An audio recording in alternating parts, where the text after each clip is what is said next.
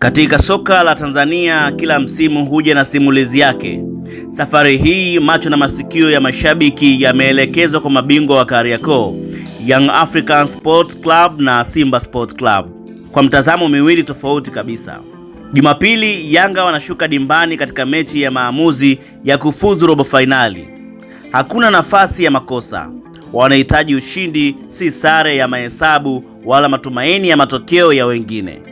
Hii ni mechi ya kuthibitisha ubora wao kwa sasa. Wapo katika kilele cha kiwango chao. Kikosi kina muunganiko, morali ipo juu na matarajio ya mashabiki ni makubwa mno. Lakini hoja inayowatafuna wengi ni moja tu. Je, wanaweza kuigeuza mechi ya nyumbani kuwa ngome ya ushindi? Kwa nyakati za hivi karibuni, Yanga wameonekana kuwa bora kimfumo na kiushindani, lakini si mara zote wamekuwa na makali ya kutosha wanapocheza nyumbani kwenye anga za kimataifa. Hapa ndipo kipimo halisi cha ubora wao kinapowekwa mezani. Upande wa pili, Simba hali ni tofauti. Msimu huu kwa taswira ya kimataifa, matumaini yao yamefifia. Nafasi ya kufuzu imekuwa ndoto ngumu, tofauti na miaka ya nyuma walipokuwa katika ubora wao wa kutisha. Kulikuwa na kipindi ambacho ukienda kucheza dhidi ya Simba kwenye uwanja wa Mkapa, ulikuwa unaanza mechi ukiwa tayari umepungukiwa kisaikolojia. Hawakuwa wakitoa nafasi, walikuwa wakicheza kwa kujiamini, wakitawala, wakiamini kuwa nyumbani hatoki mtu. Huo ndio uliokuwa ubora wa Simba wa kimataifa, ubora wa matokeo na uthubutu. Lakini tukija kwenye ukweli mpana zaidi, Simba na Yanga kwa sasa hawafanyi usajili kwa ajili ya ligi kuu pekee. Ukweli ni kwamba kwenye ligi ya ndani tayari wameshajitengea utawala wao.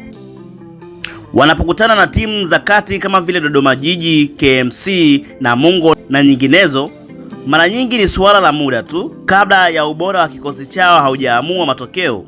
Ubingwa wa ligi kwa kiasi kikubwa unategemea wao wenyewe, nani atateleza, nani atakuwa makini zaidi.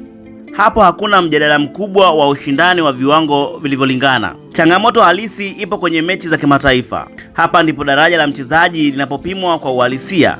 Ni rahisi kung'ara dhidi ya wapinzani wa kiwango cha chini au cha kati, lakini unapokutana na timu zenye ubora sawa au zaidi, ndipo thamani ya mchezaji na timu kwa ujumla huonekana. Hapa ndipo tunapogundua kuwa ubora wa mchezaji unategemea pia kiwango cha mpinzani anayokutana nao. Huwezi kupima uhalisia wa makali kwa mechi moja ya ligi ya ndani kisha ukaamini yatabaki yale ya kimataifa. Kwa mtazamo wa kina, bado Simba na Yanga wana kazi kubwa ya kufanya barani Afrika.